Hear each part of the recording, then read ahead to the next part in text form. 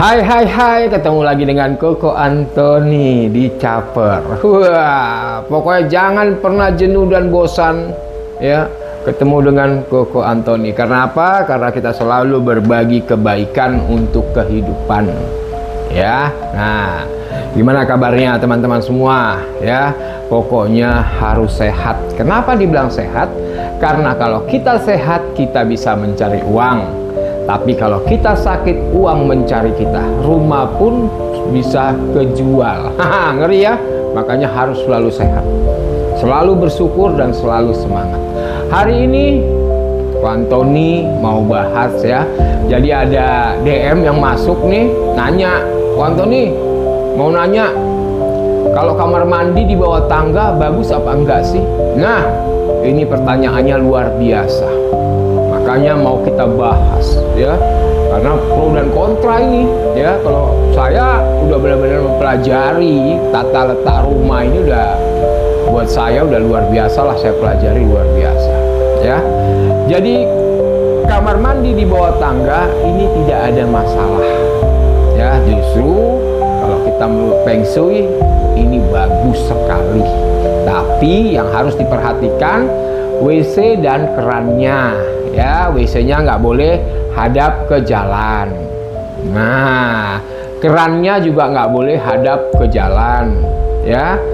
Pasti oke kamar mandinya ya.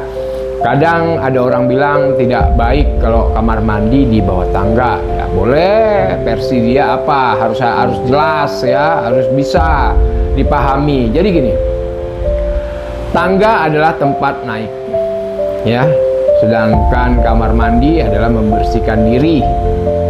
Nah, logikanya ya, kita bahas pakai logikanya. Ketika kita mandi ya, sudah bersih, kita naik ke tangga yang tepat di bawahnya adalah kamar mandi. Logikanya berarti kita bersih, kita naik. Nah, kan bagus, yang namanya naik-naik itu kan bagus. Itu dia ya. Dan kalau secara mitosnya ya, atau secara orang bilang goibnya, katanya kalau di bawah tangga ada kamar mandi, biasanya jin-jin suka tinggal di sana. Ya memang benar ya, tapi tergantung dari si pemilik rumah. Kalau kamar mandinya bersih ya, selalu disikat rapi, wangi, makhluk-makhluk goib apapun itu tidak akan pernah mau tinggal di dalam. Nah, jadi kalau katanya tempatnya kotor, jorok, jangankan kamar mandi di bawah tangga, kamar kita sendiri pun kalau katanya kotor, nggak pernah dipel, nggak pernah diberesin segala macam, ya semua makhluk goib juga akan tinggal di sana. Jadi intinya rumah ini harus bersih ya, harus bersih. Nah, terkadang banyak orang beli barang, mau ganti barang itu akhirnya mau dibuang, sayang, disimpan. Ini nggak baik, nyimpan barang-barang itu nggak baik ya. Jadi kalau bisa barang yang sudah tidak kita mau lagi, bisa kita kasih orang, atau bisa kita buang, atau bisa kita jual kembali ya. Kembali lagi kita ke topik kamar mandi di bawah tangga ya. Jadi yang nanya kemarin bagus atau tidak, ya itu bagus ya. Jadi sangat disarankan sekali bahwa kalau rumah ya, wajib kalau bisa memang space-nya di bawahnya bisa dibuat kamar mandi, ya itu luar biasa ya. Pokoknya rumah yang ada kamar mandinya ya, atau WC-nya di bawah tangga, pasti kehidupannya agak lumayan aman lah ya. Jadi tidak ada masalah. Yang penting WC-nya, airnya jangan hadap ke depan.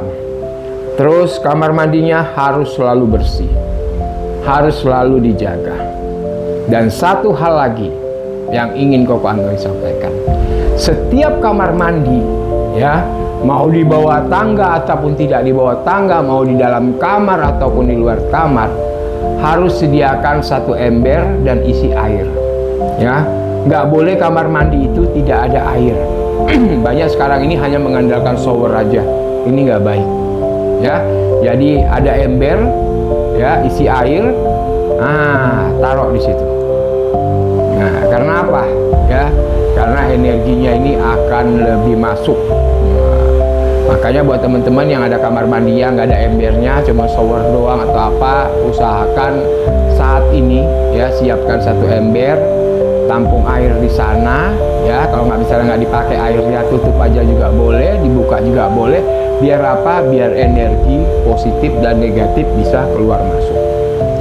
Oke ya, udah terjawab ya. Nah, buat teman-teman yang mau nanya lagi, dipersilahkan, jangan sungkan. Pokoknya ada ganjal di hati, kita sharing, kita tukar pikiran di sini. Koko Antoni akan memberikan jalan yang terbaik, memberikan solusi yang terbaik. Oke, itu aja yang Ko Antoni sampaikan. Semoga puas dengan jawaban yang Ko Antoni sudah selesaikan, ungkapkan, menjelaskan. Oke, buat kita semua tetap semangat, tetap bersyukur agar rezeki besar selalu hadir dalam hidup kita. Sampai ketemu lagi dengan segmen-segmen yang jauh lebih menarik dan jauh lebih membangun, dan selalu berpikiran positif untuk mengambil suatu langkah. Semangat!